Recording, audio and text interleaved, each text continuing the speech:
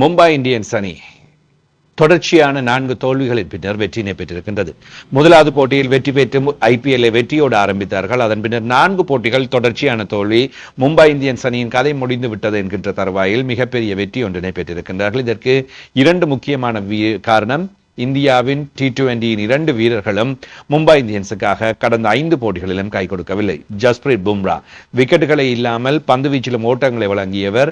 நேற்றைய தினம் சிறப்பாக பந்து வீசி விக்கெட்டினை கைப்பற்றிக் கொண்டார். மறுபுறத்தில் திலக் வர்மா 5 போட்டிகளில் மொத்தமாகவே 43 சதம் அடித்தார். இதன் காரணமாக 199 ஓட்டங்களை மும்பை இந்தியன்ஸ் அணி பெறக்கூடியதாக இருந்தது. குஜராத் டைட்டன்ஸ் அணிக்கு எதிராக 99 ஓட்டங்களினால் வெற்றி பெறப்பட்டது. சாய் சுதர்ஷன் முதல் பந்து வீச்சிலேயே ஆட்டமிழந்ததும் கடந்த 3 வெற்றிகளிலும் ஓட்டங்களை பெற்றுக் கொடுத்த சுப்மன் கில் இந்த போட்டியில் குறைந்த ஓட்டங்களோடு ஆட்டமிழந்ததும் குஜராத் டைட்டன்ஸ் அணிக்கு தோல்விக்கு காரணமாக அமைந்தது. ஹேட்ரிக் வெற்றிகளுக்கு முற்றுப்புள்ளி வைக்கப்பட்டிருக்கின்றது. தொடர்ச்சியாக 3 வெற்றிகளை பெற்றுக் கொண்டவர்கள்.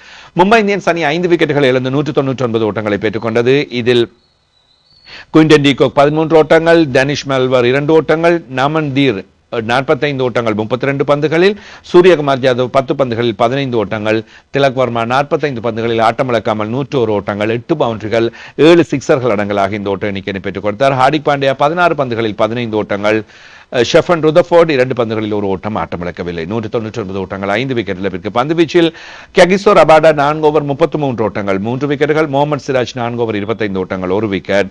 அசோக் சர்மாவுக்கும் ரஷீத் கானுக்கும் விக்கெட்டுகள் கிடைக்கவில்லை. பிரசித் கிருஷ்ணா 4 ஓவர் 54 ஓட்டங்கள். ரஷீத் கானும் இந்த தொடரில் அவ்வளவாக இன்னும் சிறப்பாக பந்து வீசவில்லை. 4 ஓவர் 31 ஓட்டங்கள். வாஷிங்டன் சுந்தர் 1 ஓவர் மாத்திரம் பந்து வீசினார், 13 ஓட்டங்கள். குஜராத் டைட்டன்ஸ் அணி முதல் பந்து வீச்சிலேயே ஆட்டமிழக்க தடுமாறி போனது. அதே போன்று சுப்மன் கில் 14 ஓட்டங்களோடு ஆட்டம் இழந்தார் 13 பந்துகளில். ஜோஸ் பட்லர் 5 ஓட்டங்களோடு ஆட்டம் இழந்திருந்தார். வாஷிங்டன் சுந்தர் 17 பந்துகளில் 26 ஓட்டங்களை பெற்றுக் கொடுத்தார். கூடுதலான ஓட்டங்கள் கிளென் பிலிப்ஸ், ராகுல் தேவேத்தி ஆகியோர் 6 ஓட்டங்கள் 8 ஓட்டங்களோடும் ஆட்டம் இழந்தார்கள். ஷாருக் கான் 17 ஓட்டங்களை பெற்றுக் கொடுத்தார். ரஷீத் கான் 4 ஓட்டங்கள், ரபாடா 12 ஓட்டங்கள், அசோக் சர்மா 1 ஓட்டம், முகமது சிராஜ் ஓட்டம் எதையும் பெறாத நிலையில் ஆட்டம் இழந்தார்.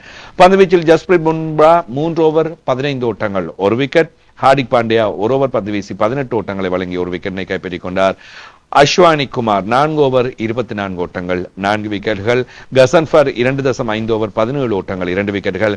மிச்சல் சென்னர் 3 ஓவர் 16 ஓட்டங்கள், 2 விக்கெட்டுகள். மும்பை இந்தியன்ஸ் அணி மீண்டும் ஒரு வருகையினை தடுத்து இப்பொழுது 7வது இடத்துக்கு முன்னோக்கி வந்திருக்கின்றது.